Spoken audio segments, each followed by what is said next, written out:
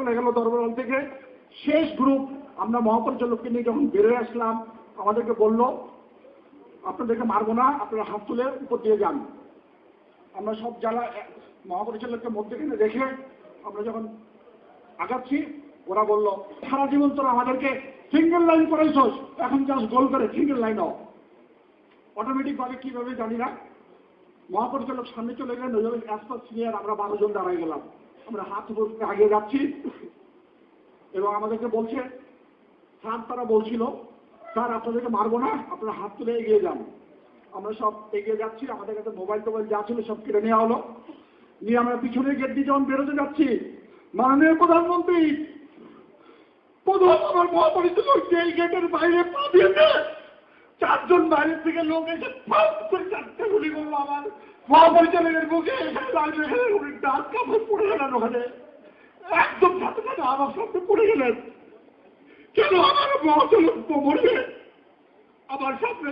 আপনার দৌড়াই যেতে গেলাম, এই ছোট বাচ্চা তোরা যদি কেউ একটা আস সবারই গুলো। তারপরে তারা বুঝতে পারি নাই কে কোন দিক দিয়ে গুলি করতে, একটা গুলি আমার এখান দিয়ে বেরিয়ে গেল, জাস্ট টাচ করে আমি মাটিতে পড়ে গেলাম। আমি তার ক্রলিং করে পাশে ছিল হলো টয়লেট বা বাথরুমের মধ্যে আমি ঢুকে গেলাম।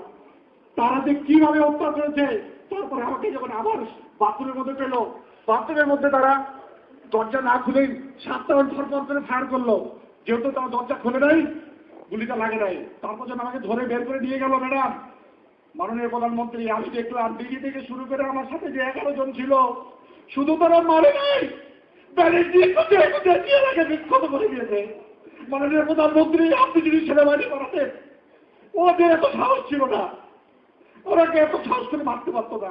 তারা শক্ত হয়েছে বেলা 1টা-1:30টার পরে তারা শক্ত ডিফেন্সে গেছে। তার আগে পর্যন্ত কোনো লিডারশিপ ছিল না, যে জানতে পারছিল সে তার কাজ করতেছিল। আপনার এই রাজনৈতিক চিন্তাধারাটা সম্পূর্ণ ভুল হয়েছে মাননীয় প্রধানমন্ত্রী, আমরা জানাতে সম্পূর্ণ ভুল হয়েছে। মাননীয় প্রধানমন্ত্রী, আমার আপনার কাছে অনুরোধ, আপনি বৃহত্তর চিন্তা করে হয়তো এটা করেন নাই, আমাদের পরিবারের যে চিন্তা করে করেন নাই। আমার প্রশ্ন, আমরা 168 জন অফিসার ওদের মাঠ থেকে বেরিয়ে আসতে পারলাম না, 7.5 থেকে 9,000 সৈন্য আপনাদের ছাত্র থেকে বেরিয়ে গেল কিভাবে? মাননীয় প্রধানমন্ত্রী, আপনি আমাকে এই একটি উত্তর দেন। আমরা 150-এর অধিক অফিসার ওখান থেকে বেরোতে পারলাম না, কিন্তু ভাই একটু চুপ করো ভাই, আর সেনাবাহিনী নষ্ট করো না, একটু চুপ করো। মাননীয় প্রধানমন্ত্রী, আপনার পুলিশ, আপনার র্যাব, আপনার যত নিজস্ব এসবি আছে, আমাকে একটু উত্তর দেন। এক রাতের মধ্যে আমি আপনাকে সংখ্যা দিচ্ছি মাননীয় প্রধানমন্ত্রী, 840 জন একটা ব্যাটালিয়ান রেজিস্ট্যান্ট, 4টা ব্যাটালিয়ান ছিল, ধরে নিলাম 4-8টা 3200, হেডকোয়ার্টার ব্যাটালিয়নের 1200-র উপরে সৈনিক ছিল, 2200-2500 সৈনিক আসছিল বিডিআর উই সুকুলতে, বিভিন্ন অ্যাটাচমেন্ট, সিএমএইচ আছে, সিগন্যাল সেক্টর আছে, সব মিলে 9 থেকে 10,000 সৈন্য ছিল। 9,000-10,000-এর মধ্যে ফ্যামিলি ছিল। আমার প্রশ্ন, এক রাতের মতো পিপিলিকার মতো এত সৈন্য কিভাবে বাইরে গেল? কারা তাকে বের করার সুযোগ দিল? মাননীয় প্রধানমন্ত্রী, আপনি আমাকে উত্তর জানতে চান।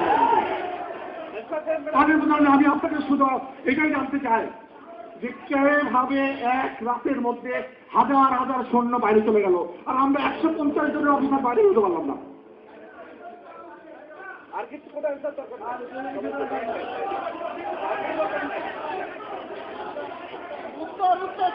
মাননীয় প্রধানমন্ত্রী, আপনার ধীর স্থির সিদ্ধান্তের কারণে আমাদের ট্যালেন্টেড অফিসারগুলো মারা গেল। মানুষ মুরগিকে ওভাবে মারে না, ওইভাবে জবাই করে না, তারা যেভাবে মেরেছে। মাননীয় প্রধানমন্ত্রী, আমি একদম সাক্ষী, অনেকেই আছে সাক্ষী, এর মধ্যে আমি একজন, আমি দেখেছি। আল্লাহ কেন আমাকে বাঁচাচ্ছে আমি জানি না, হয়তো এই কথাগুলো বলার জন্য আল্লাহ আমাকে বাঁচায় রাখছে। সবাই বলে বলতেই পারতো না কেন মানলো বন্ধু তারা, কিন্তু আপনারা কিছু বললেন না। আমার এত সেনাবাহিনী, এনডিসি, পিএসসি, আরসিবিএস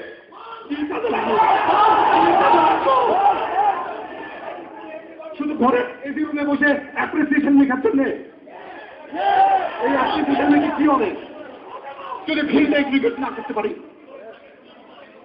কি হবে মাননীয় প্রধানমন্ত্রী? আপনারা কি আমাদেরকে ক্রিটিল করে রাখতে চান?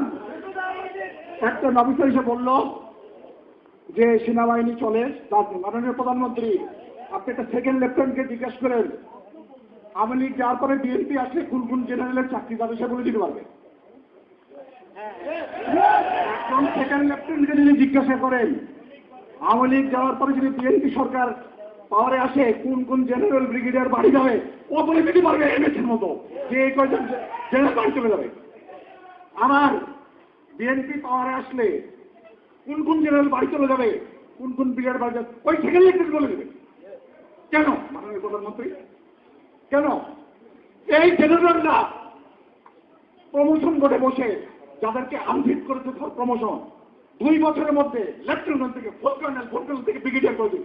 এত কি মারামারি করলো এর মধ্যে তারা তারা এই 2 বছরের মধ্যে লেফটেন্যান্ট কর্নেল থেকে ফুল কর্নেল থেকে ব্রিগেডিয়ার হয়ে গেল। এরা 4-5 বছর তাদের প্রমোশন দেন নাই। কিভাবে দিলেন? কারণ এটা পলিটিক্সের জন্য। আপনাদের পলিটিক্সের জন্য দেওয়া হয়নি। আপনি ডিডিএফআই বানিয়েছেন, ডিডিএফআই একটা লিস্ট নিয়ে আসে, নট ক্লিয়ার কি স্যার? আমরা দেশের জন্য কাজ করতেছি, নট ক্লিয়ার কি মনে বললাম প্লিজ, আমি তোমাদের কথা সব বলতেছি।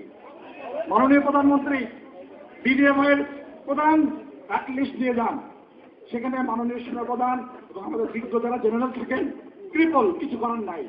ডিডি প্রধান যা বলেন যে এই কয়টা নাম নট ক্লিয়ার, যদি নট সিকিউরিটি ক্লিয়ার হয় এই সরকারের আমলে বা বিএনপি সরকারের আমলে, তাহলে আমাদের চাকরিতে রেখে লাভ কি?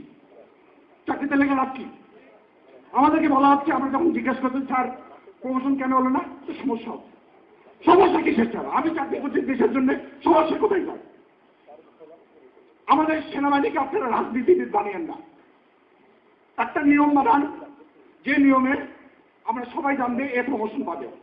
আপনি আসছেন, এখন দেখেন আপনাদের সামরিক উপদেষ্টা আমাদের এক আগের সিনিয়র অফিসার ছিলেন, এখন আমরা শুনতে পাচ্ছি উনি যার পোস্টিং করবেন, উনি যা বলবেন তারটাই হবে। তারাই বলে তার এখন এমএসের দরকার কেন? ভাই দাঁড়াও, বলতে দাও। তাহলে পারে উনাকে এমএস বানাই দেন, সামরিক উপদেষ্টা তো দরকার নেই, উনাকে আবার চাকরিতে ঢোকা এমএস বানাই দেন। উনি যদি বলেন অমুক জেনারেল ওখানে যাবে, অমুক জেনারেল ওখানে যাবে, অমুক ব্রিগেডিয়ার ওখানে যাবে, যে লেফটেন্যান্ট, আমার একটা প্রশ্ন, যে লেফটেন্যান্টকে এই জেনারেলরা প্রমোশন দেন নাই আমাদের সিনিয়ররা, যে কারণেই হোক, আপনি আসার সাথে সাথে 15 দিনের মধ্যে আপনার রেজিমেন্টের ডেপুটি কমান্ডেন্ট করা হলো কেন? আমার প্রশ্ন দেন। পিজিআর রেজিমেন্টের উনি ডেপুটি কমান্ডেন্ট হয়ে গেলেন, কিন্তু গত 5 বছর ধরে জানি উনি আমাদের সাথে পিজিআরে ছিলেন, বাইরে ছিলেন, বিকজ তোনার বলে আওয়ামী লীগের গন্ধ ছিল, বিএনপি আমলে হয় নাই। এই আওয়ামী লীগের গন্ধ বিএনপির গন্ধ সেনাবাহিনীর মধ্যে থাকবে কেন? কেন থাকবে? কেন থাকবে?